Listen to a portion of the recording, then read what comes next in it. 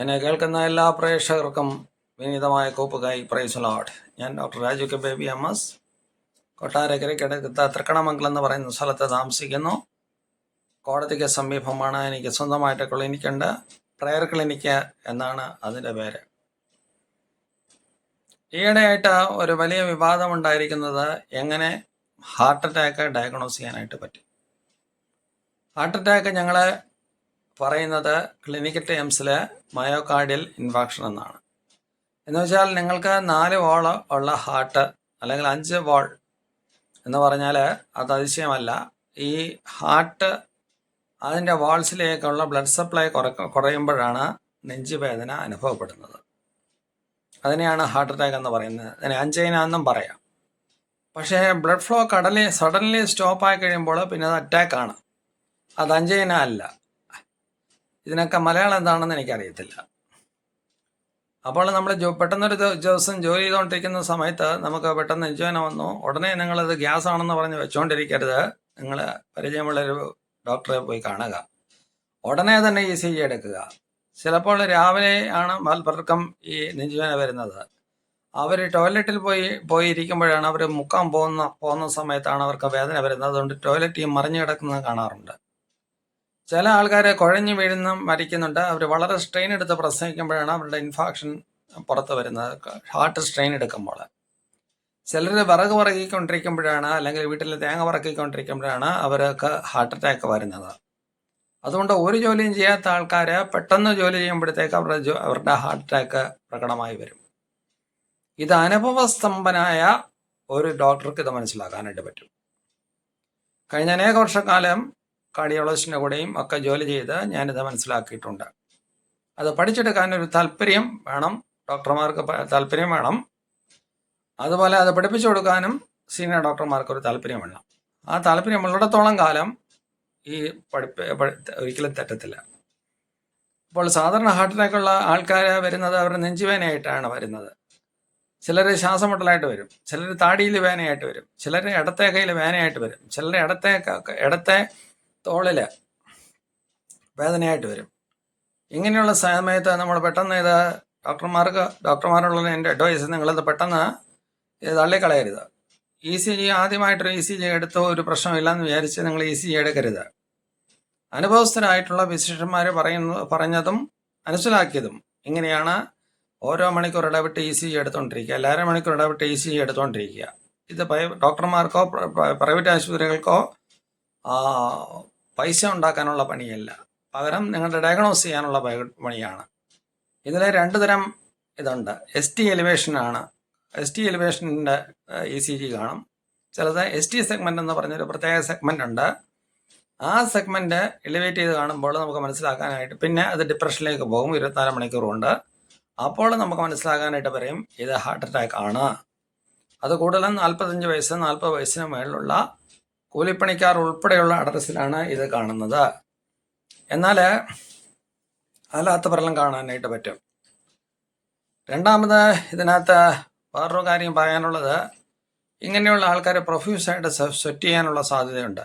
അവർ പറയും എൻ്റെ നെഞ്ച് പൊട്ടിപ്പോന്നു എന്ന് പറയും. അങ്ങനെയുള്ള സമയത്ത് നെഞ്ചിലെന്തോ ഭാരമിരിക്കുന്നു, നെഞ്ചിലെന്തോ ഉൾക്കൊള്ളാൻ പറ്റാത്തതായിട്ടുള്ള സാധനങ്ങൾ എൻ്റെ നെഞ്ചിലെല്ലാം വെയിറ്റ് വെച്ചിരിക്കുകയാണ്. മിഡ്സ്റ്റാണത്തിൽ ഇടത്ത വശത്ത് വേണമെന്നില്ല, ചിലപ്പം വലത്തുവശത്താകാം, ചിലപ്പോൾ നടുക്കാകാം. എന്നാൽ നമ്മുടെ നാട്ടിൽ inferior myocardial infarction, anterior myocardial infarction, lateral myocardial infarction, ഈ വാളെല്ലാം വളരെ കൂടുതലായിട്ട് ഇൻഫാക്ട് ചെയ്യുന്നത് കണ്ടിട്ടുണ്ട്. അപ്പോൾ ഇത് നിസ്സാരമായിട്ട് വിടാതെ ഇടയ്ക്കിടയ്ക്ക് ഓരോ ECG എടുത്തോളണം. അതുപോലെ ഇതിൻ്റെ ഡയഗ്നോസിന് വലിയൊരു ഭാഗം വഹിക്കുന്നത് ബയോകെമിക്കൽ മാർക്കേഴ്സാണ്. ഇപ്പോൾ അതിനകത്ത് നമ്മൾ ചെയ്യേണ്ട ഒരു കാര്യമെന്ന് പറഞ്ഞു കഴിഞ്ഞാൽ, ECGയിൽ ചേഞ്ച് ഇല്ല എന്ന് കാണുന്ന സമയത്ത് ഉടനെ തന്നെ ട്രോപ്പൈ എടുത്തോണം. ട്രോപ്പൈ എന്ന് പറയുന്നൊരു ക്വാളിറ്റേറ്റീവ് ടെസ്റ്റാണ്. ആ ട്രോപ്പൈ എൻ്റെ റിസൾട്ട് 1/2 മണിക്കൂർ 3/4 മണിക്കൂറിനും കിട്ടിയാൽ ഇപ്പോൾ കാർട്ടസ് തന്നെ ട്രോപ്പൈക്ക് ഉണ്ട്. അപ്പോൾ അതിന് പോസിറ്റീവാണ് എങ്കിൽ നമുക്കത് MI ആയിട്ട് എടുക്കാം, സിംറ്റംസ് ഉണ്ടെങ്കിൽ. നെഗറ്റീവ് ആണെന്ന് വിചാരിച്ചാൽ നമ്മൾ അവഗണിക്കരുത്. ഈ സമയത്ത് നമ്മൾ വീണ്ടും ചെയ്ത് നോക്കാം. അത് പൈസ ഉണ്ടാക്കാൻ ചെയ്യുന്നതല്ല, നിങ്ങൾ നല്ലതിന് വേണ്ടി ചെയ്യുന്നതാണ്. ഈ ഡ്രോപ്പായി കഴിഞ്ഞിട്ടും ഇതെല്ലാം ECG എല്ലാം നെഗറ്റീവാണ്. പിന്നെ ഇല്ലെങ്കിൽ നമുക്ക് CK-MB അല്ലെങ്കിൽ ക്രിയാറ്റിനിൻ കൈനേസ് എന്ന് പറയുന്നത്, അത് പിന്നെ കൂടുതൽ മസിൽ വർക്ക് ചെയ്യുന്ന ആൾക്കാർക്കും ഇതിങ്ങനെ സംഭവിക്കാവുന്നതാണ്.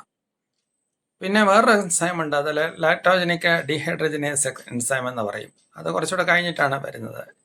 ഏതായാലും ഈ ഹാർട്ട് അറ്റാക്കിൻ്റെ കേസിൽ നിങ്ങൾ നേരത്തെ നിങ്ങളുടെ ഡയഗ്നോസിസ് ശരിയായില്ല എങ്കിൽ നിങ്ങളുടെ ഹാർട്ടിൻ്റെ അത്രയും ഭാഗം ചത്തുപോവുകയും നിങ്ങൾ പിന്നീടുള്ള ജീവിതകാലം മുഴുവൻ ജീവിച്ചിരിക്കുകയാണെങ്കിൽ നിങ്ങൾക്ക് ശ്വാസം മുട്ടൽ അനുഭവിക്കുകയും ചെയ്യും. ചില കേസ് പൾമനറി എഡിമയ്ക്ക് പോകും. പൾമനറി എഡിമ എന്ന് വെച്ചാൽ ലങ്സിൽ നീർക്കെട്ടായിട്ട് വരും. ഈ സമയത്ത് നിങ്ങൾ പെട്ടെന്ന് സോർബിട്രേറ്റ് കൊടുക്കണം. അതുപോലെ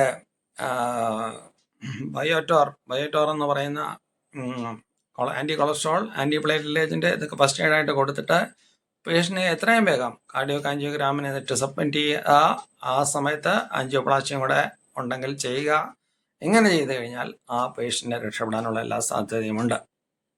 പിന്നെ ഒരുപാട് ബ്ലോക്കുകൾ വരികയാണ്. ട്രിപ്പിൾ ബ്ലോക്ക് ഒരുമിച്ച് വരികയാണെങ്കിൽ നമുക്ക് ബൈപ്പാസ് സർജറി ചെയ്തേ പറ്റത്തുള്ളൂ.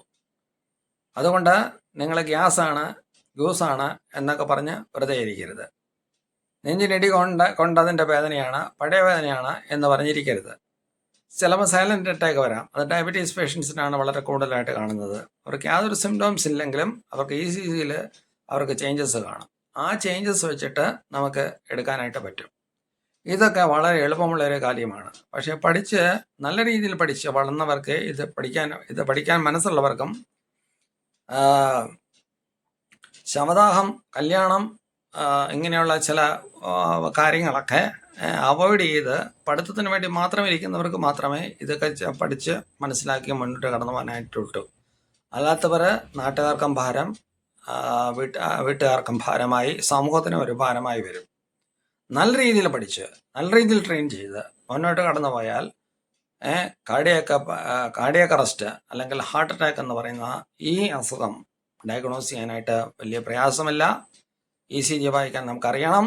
നമുക്കല്ല, ഞാൻ ഡോക്ടർമാരോടാണ് പറയുന്നത്, യങ് ഡോക്ടേഴ്സിനോടാണ് പറയുന്നത്. ECG വായിക്കുക എന്നുള്ളത് പറയുന്നത് ഒരു പ്രയാസമുള്ള കാര്യമില്ല. നിങ്ങൾ അറ്റംപ്റ്റ് ചെയ്ത് കഴിഞ്ഞാൽ നിങ്ങൾക്ക് ECG വായിക്കാനായിട്ട് പറ്റും. ഇതിന് എന്തെങ്കിലും നിങ്ങൾക്ക് സംശയമോ വല്ലതും ഉണ്ടെങ്കിൽ എൻ്റെ ഫോൺ നമ്പർ ഞാൻ താഴെ കൊടുത്തിട്ടുണ്ട്. അങ്ങോട്ട് വിളിച്ച് ചോദിച്ചു കഴിഞ്ഞാൽ, അല്ലെങ്കിൽ നിങ്ങളുടെ ECG അയച്ചു തന്നാൽ ഞാൻ അതിനെ റിപ്പോർട്ട് ചെയ്തുതരാം. എൻ്റെ നമ്പർ താഴെ കൊടുത്തിട്ടുണ്ട്. അല്ലെങ്കിൽ നേരിട്ട് സംസാരിക്കണമെങ്കിൽ ഞാൻ ആ രീതിയിൽ സംസാരിക്കാം. ഇനിയൊരു എപ്പിസോഡുമായിട്ട് നമുക്ക് വീണ്ടും കാണാം. എന്നെ കേട്ട എല്ലാ പ്രേക്ഷകർക്കും എൻ്റെ വിനീതമായ കൂപ്പുകൈ അർപ്പിച്ചുകൊണ്ട് ഞാൻ നിർത്തുന്നു. നന്ദി, നമസ്കാരം.